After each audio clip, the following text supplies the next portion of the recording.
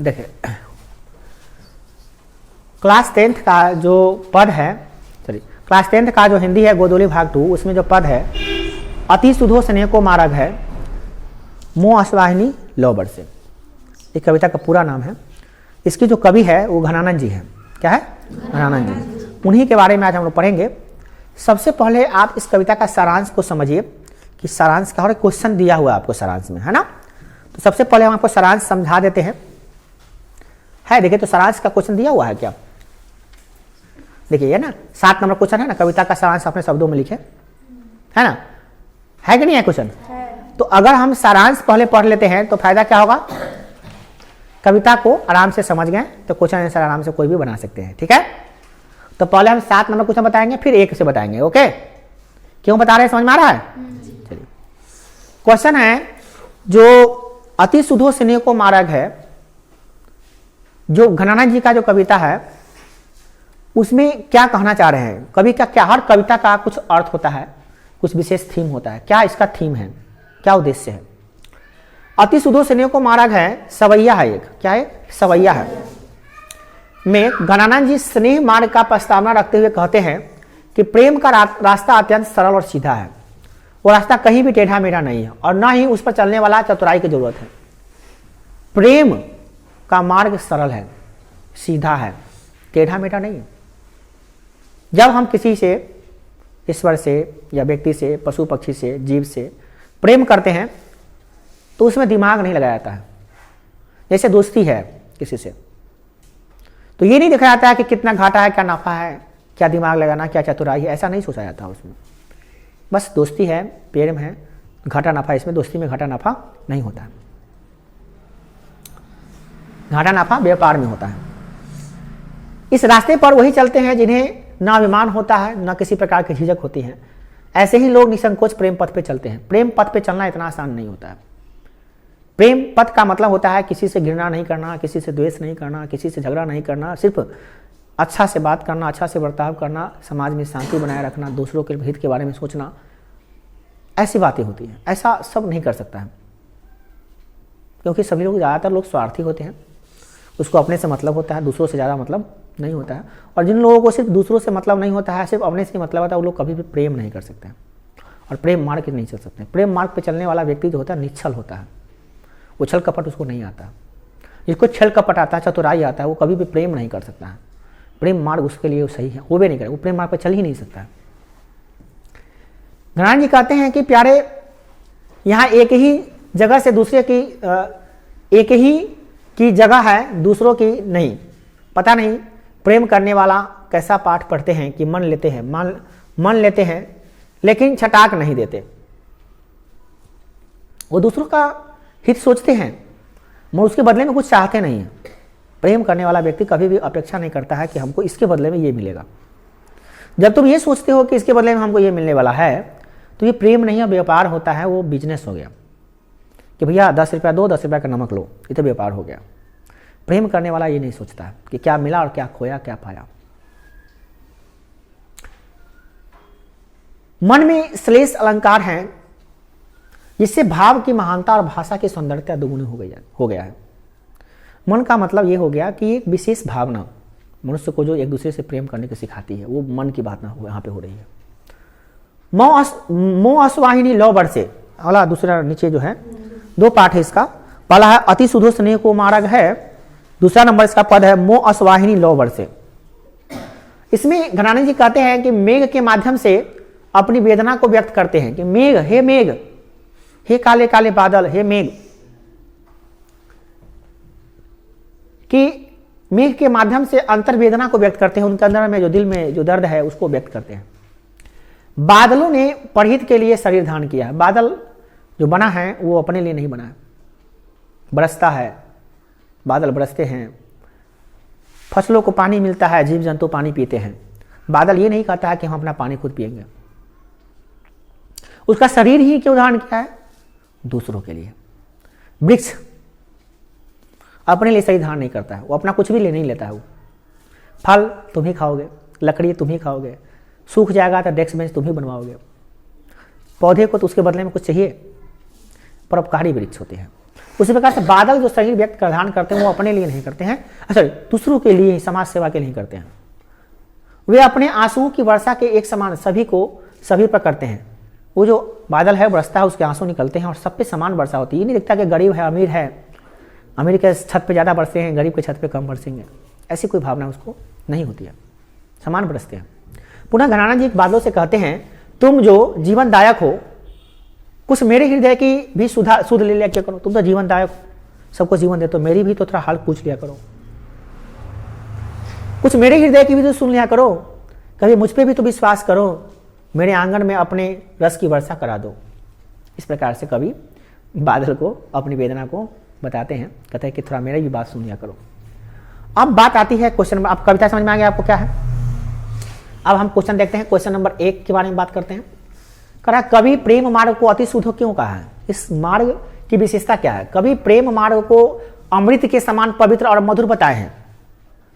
कहते हैं कि प्रेम मार्ग पर चलना सरल है, कोई जटिल नहीं है, एकदम आसानी से चल सकते हो, इसके लिए कोई डिग्री लेने की आवश्यकता नहीं है, इस पर चलने के लिए अधिक छल कपट की आवश्यकता नहीं है, प्रेम पथ पर अग्रसर होने के लिए अत्यधिक सोच विचारने की आवश्यकता भी नहीं है, ज्यादा बुद्धि और बल की आवश्यकता नहीं है।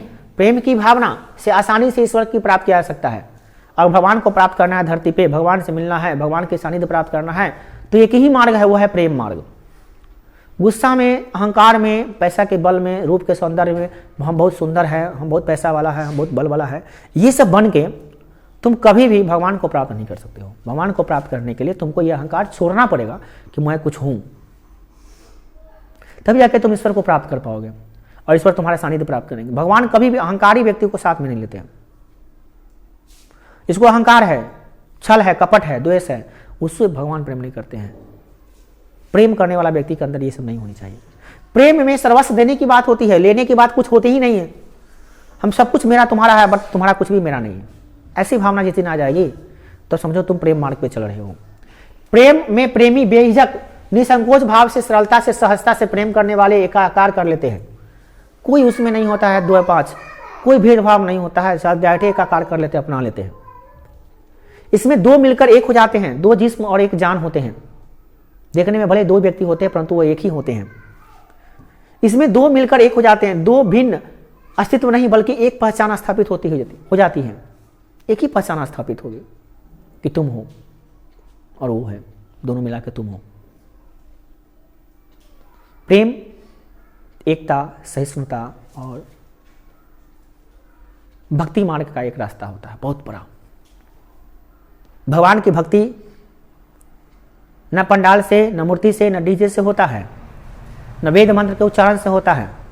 अगर तुम प्रेम करते हो हर प्राणियों से, जीव जंतु से, इंसान से, जीव जंतु से, मक्खी से, मच्छर से, सारे से प्रेम होता है। इंसान जीव है, सबको जीने का अधिकार है। तुम आते हो, चींटी देखते हो, मचल देते हो पैर से, किसने तुमको अधिकार दिया चींटी को मारने का? उसका भी जीवन है, उसको भी जीने दो। प्रेम ये थोड़ी सिखाता है किसी को मार दो।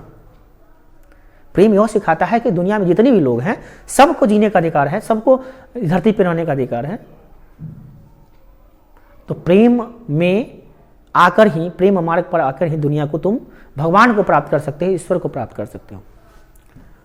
मन ले पर दे छटाक नहीं, दूसरा नंबर क्वेश्चन है, मन ले पर दे छटाक नहीं, कभी इसका क्या अभिप्राय है?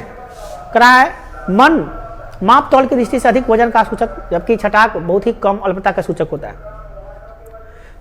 मन का मतलब बहुत ज्यादा वजन और छटाक का मतलब बहुत कम। कहते हैं क्या? कवि कहते हैं कि प्रेमी में देने की भावना होती है, लो लो लो लो, ये भी लो, ये भी लो, परंतु पाने की इच्छा नहीं होती है। तुम हमको ये दे दो, हमको ये दे दो, तुमको हम फिजिक्स का नोट्स दे रहे हैं तो हमको केमिस्ट्री का नोट्स दे दो। ये प्रेम नहीं है, ये व्यापार हो गया, दैट्स कॉल्ड बिजनेस।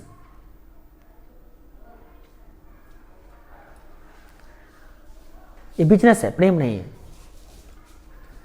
प्रेम में प्रेमी अपने इष्ट के सर्वस्व न्यौछावर करने की बात को धन्य मानते हैं। भगवान पे मेरा जान भी कुर्बान है, भगवान कहे तो अभी हम जान दे देंगे। जान से भी प्यार नहीं होता है। सर्वस्व माने क्या? सब कुछ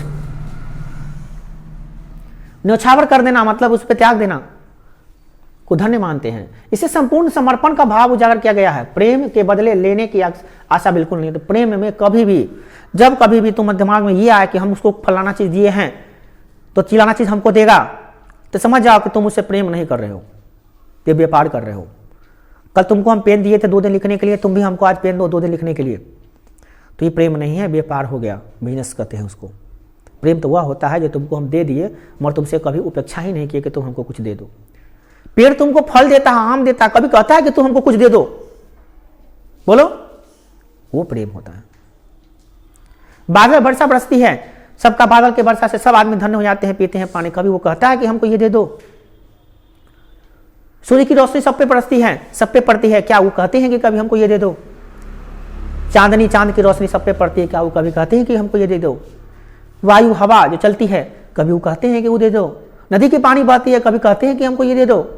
नहीं, वो सब सच्चे प्रेमी हैं, वो सब कभी मांगते नहीं। तो नदी में जाके गंदा कर दो, कोई बात नहीं। धरती मैया पे कितना गंदा कर दो, थूक खकार फेंक दो, धरती मैया है, सब सहन कर लेती है, वो है प्रेम। कोई बच्चा अपनी माँ के गोद में लैट्रिन कर देता है, माँ भाग देती है, पटक देती है बच्चे को? नहीं पटकती है, प्यार से उसको निकाल के साफ करती है, यह है प्रेम।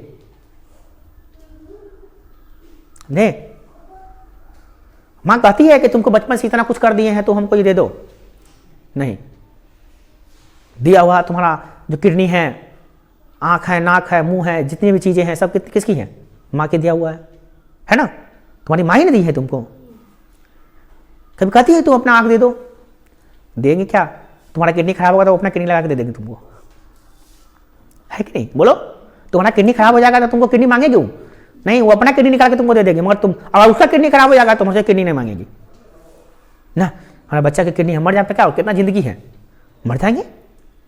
ये है प्रेम, इसमें कुछ लेने की कहा मम्मी तुमसे कुछ मांगती हैं? ये है प्रेम मार्ग, ठीक है ना, जो दुनिया में बहुत ही कम लोग तुमसे करते हैं। तुमसे प्रेम करने वाले लोग बहुत ही कम हैं, गिने चुने लोग हैं, यूं पे गिन सकते हो। ऐसे तो बहुत सारे दोस्त सहेलियां होती हैं, मगर तुमसे प्रेम नहीं करते, तुमसे वो व्यापार करती है। प्रेम करती तो तुमको सब कुछ देती, मगर कभी तुमसे अपेक्षा ही नहीं करती।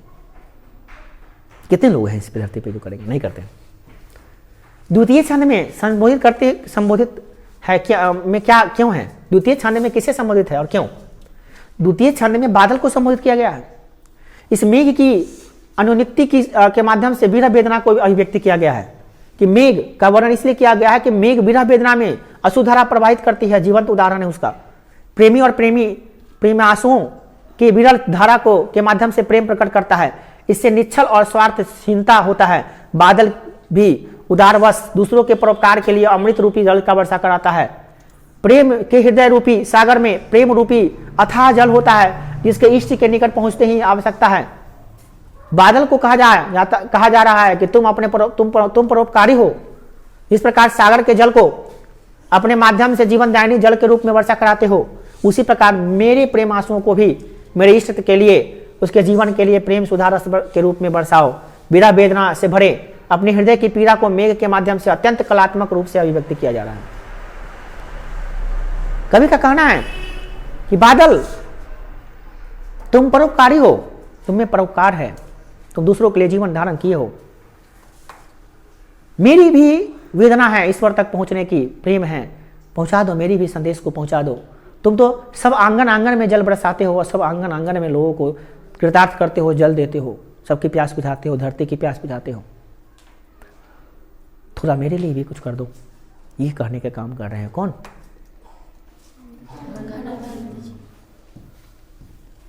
उसी प्रकार मेरे प्रेम आंसुओं को ये हो गया। अला परहित के लिए ये देह कौन धारण करता है? स्पष्ट कीजिए। परहित मतलब दूसरों के हित के लिए कौन जन्म लेता है भाई? तो परहित के लिए देह बादल धारण करता है। बादल जल की वर्षा करा के प्राणियों को जीवन देता है। बादल जैसा वर्षा जल नहीं होगा तो धरती पे फड़े सारे फसल सूख जाएंगे, पशु पक्षी सब मर जाएंगे। प्राणियों में सुख चैन के स्थापित करता है। उसकी वर्षा उसके विरह के आंसुओं को प्रतीक के रूप में बरसता है। उसका विरह जो है, उसका दुख जो है, वो आंसू के रूप में जल बनकर वर्षा बनकर गिरती है। उसकी विरह आंसू अमृत की वर्षा कर जीवन दाता हो जाता है। वो विरह के आंसू भी बहते हैं तो लोगों को जीवन दे देता है।